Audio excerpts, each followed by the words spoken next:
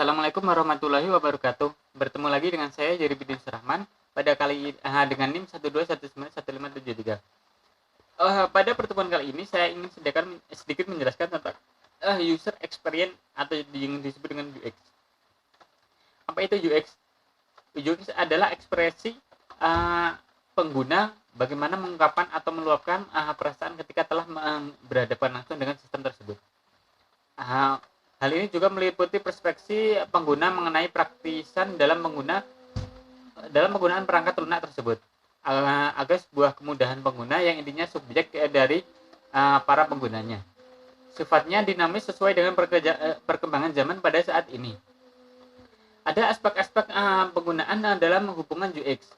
Di antaranya yang pertama adalah ada beberapa pertanyaan. Yang pertama adalah bisakah pengguna menggunakan aplikasi tersebut.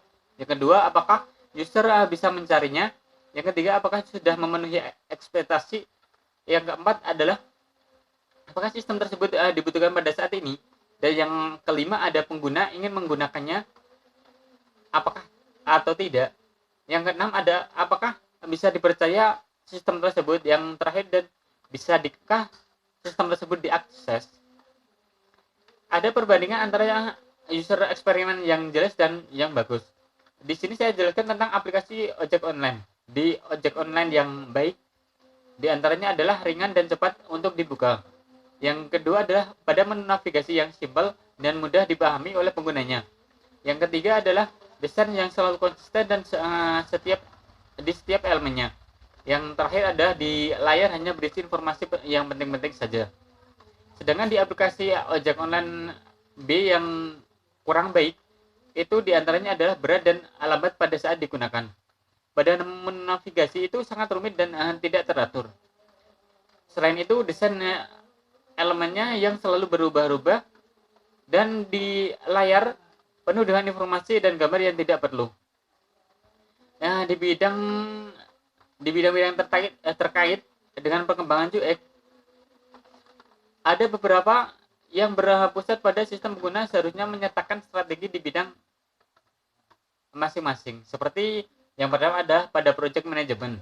Yang kedua ada user research. Yang ketiga adalah usability evaluation. Yang keempat ada information architecture. Yang kelima ada interaction design. Yang keenam ada user interface design. Yang keenam ada visual design. Yang ketujuh ada web analysis. Dan yang terakhir ada content strategy. Apa alasan penting UX tersebut? Yang pertama adalah memudahkan penggunanya.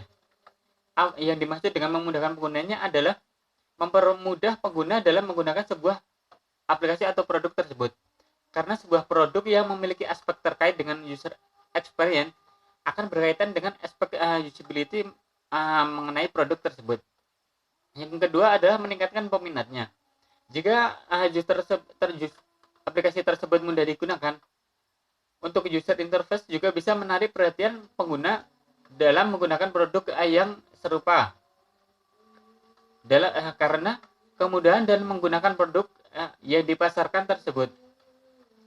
Untuk menciptakan produk oleh developer, seharusnya supaya banyak pengguna untuk menggunakan aplikasi tersebut.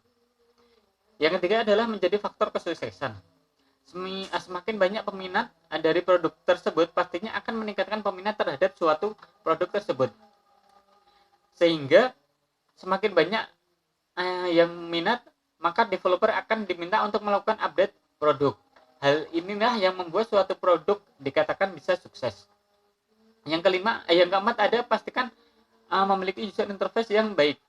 Maksudnya adalah jika user interface yang baik seperti tampilan yang sederhana tetapi lebih menarik, hal ini disebabkan dengan user experience dari pengguna juga lah baik, sehingga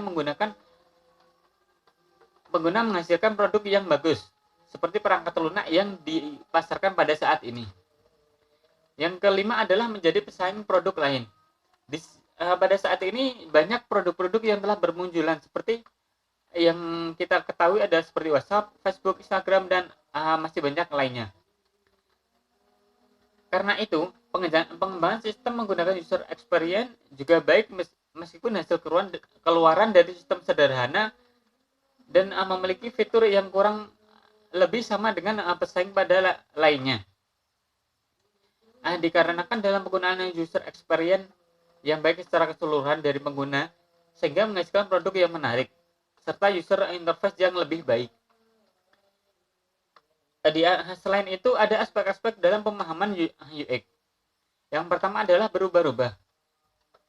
Maksudnya dari berubah-ubah ini adalah dalam pengembangan user experience itu selalu berubah-ubah dan terkadang tidak pasti.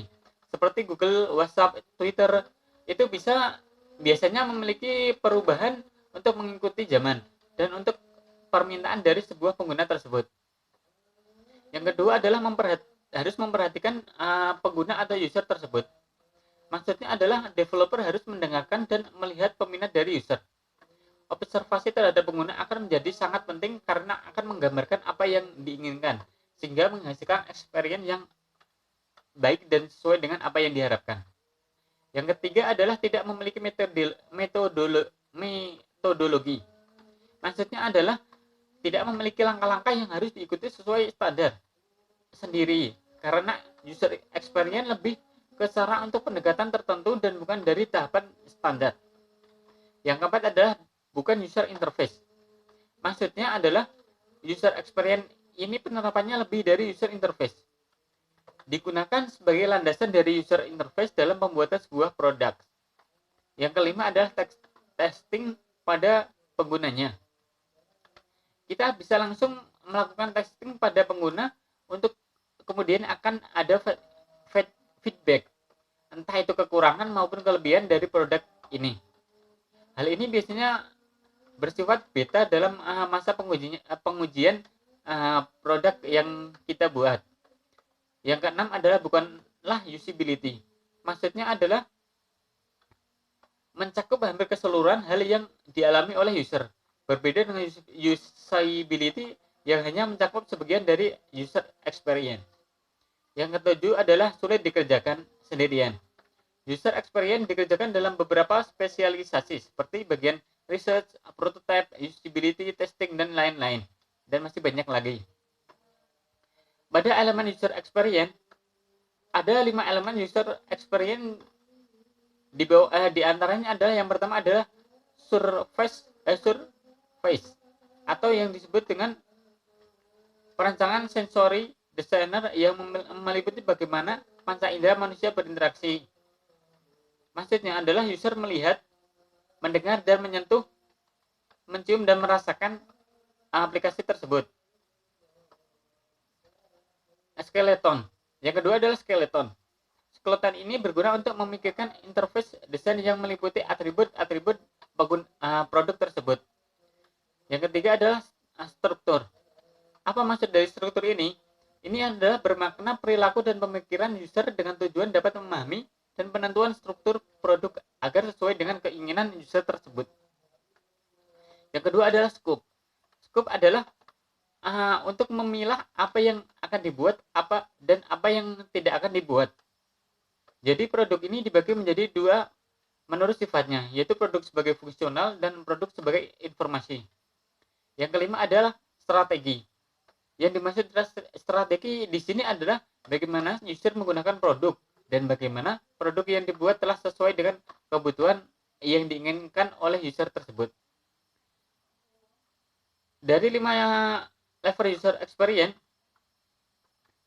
ini meliputi adalah user face, skeleton, structure, scope, and strategi. Menurut usability Golf, user experience adalah berfokus pada pemahaman secara mendalam tentang user, terhadap user. Apa yang mereka butuhkan, apa yang bernilai bagi mereka, dan kemampuan serta keterbatasan mereka.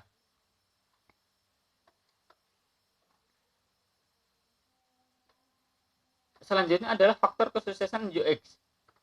Faktor ini meliputi adalah utility, atau yang terkadang disebut dengan nilai atau rating subjektif dari suatu isi dan fungsi untuk batasan target tertentu. Yang kedua, accessibility ialah mengetahui seberapa baik accessibility atau compatibility sebuah produk dengan mengetahui yang user rasakan pada performa produk saat menggunakannya. Usability ialah mengetahui seberapa efektif dan memuaskan sebuah produk ketika digunakan oleh user. Yang keempat ada brand promise, atau mengetahui apakah sebuah produk sudah sesuai dengan keinginan user. Sekian yang bisa saya sampaikan, kurang lebihnya mohon maaf. Semoga apa yang saya sampaikan ini bisa bermanfaat buat saya sendiri dan buat kalian yang menonton video ini. Wabillahi taufik walhidayah. Wassalamualaikum warahmatullahi wabarakatuh.